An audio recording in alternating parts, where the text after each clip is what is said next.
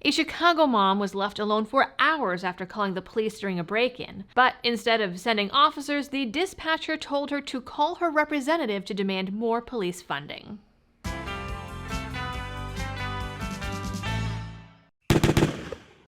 Hello everyone and welcome back to the channel. You guys know that I have been working with Vanish Holsters and a huge giveaway they're doing for the last few weeks. This video is the last chance that you'll have on my channel to enter, so make sure that you stick around for that.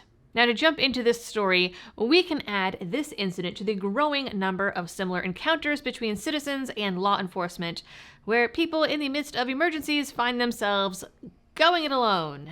Multiple cities have now announced cuts to the hours and staff available for emergency services. This is not an isolated incident. A mom named Michelle, who hasn't shared her face or her full name because the criminals who attacked her are still on the loose, found herself face to face with two masked men in broad daylight after they pushed into her house through the back door. She even has security footage of them approaching the house after jumping her 6-foot fence. She said that she had left the door open after letting her dog out, and next thing she knew, she found the two men standing inside her house. Michelle, as a typical citizen in Chicago, wasn't armed, so all she could do was scream.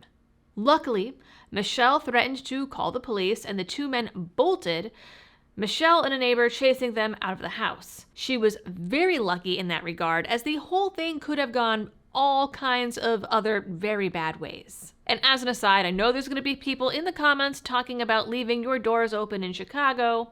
Definitely not the best choice, but if you're surrounded by a 6-foot fence, I can see how that might have happened. Anyway, she called 911 and dispatch told her to wait outside her house until the police arrived. But unfortunately, they didn't show up.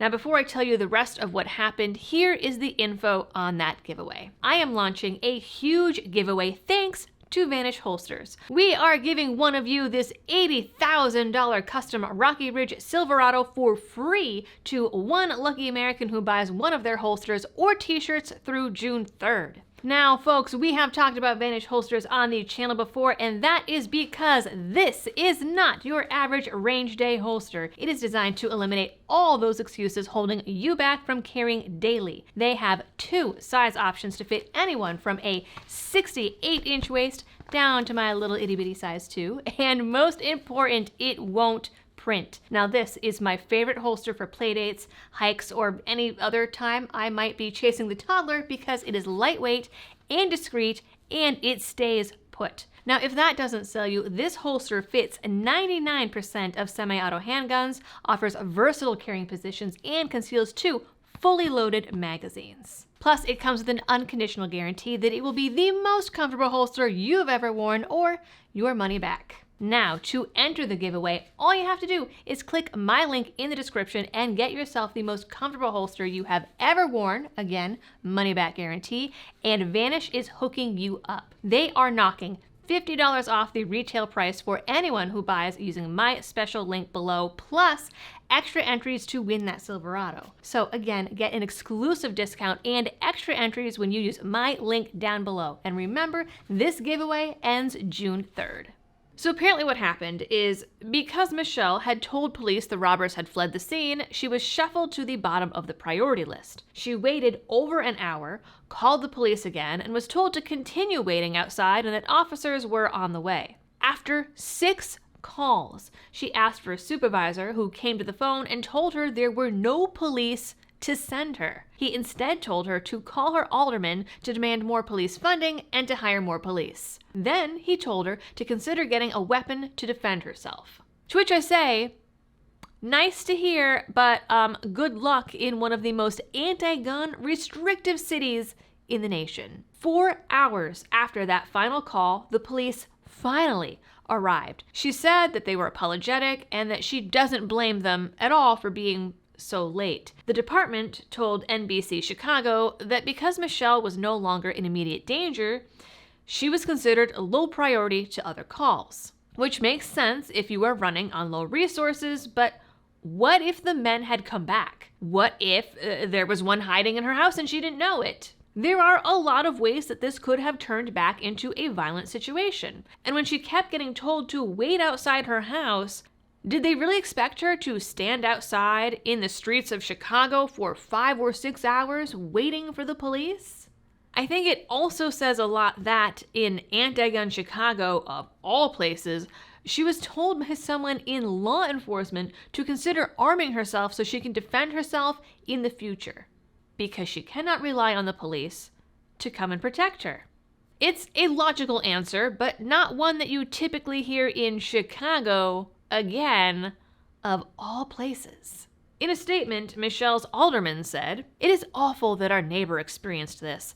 Everyone deserves to feel safe in their home. My staff alerted me to the issue as soon as they heard, and I am in contact with 12th District Police leadership. I will continue to support any resources our districts request, and I will continue to work with the city on a proposed satellite location within West Town for the 12th District Police."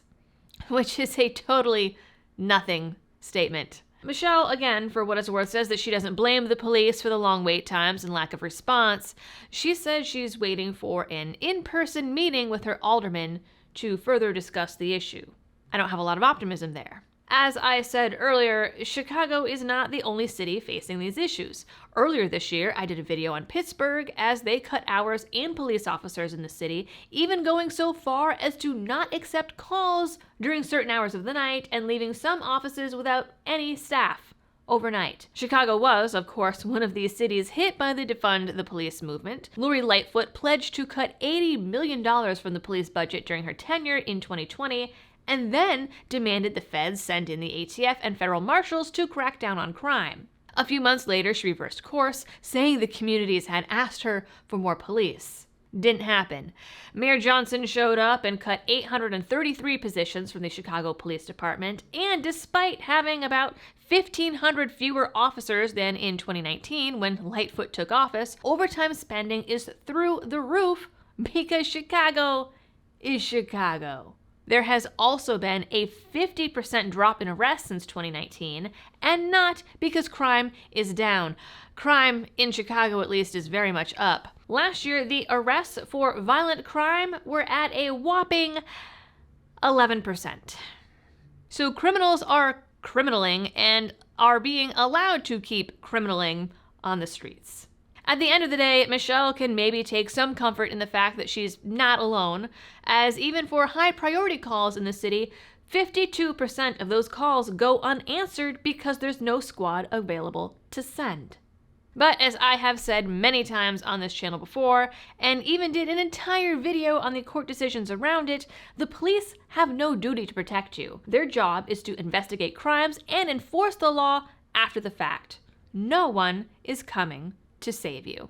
All right, gang, that is it for this video. I have to run away for a meeting. So you guys know all of the algorithm things. Please like, share, and subscribe if you are new here. Ring that notification bell if you want YouTube to update you about new videos, even though that is even hit and miss in and of itself. And as always, thanks for tuning in and happy shooting.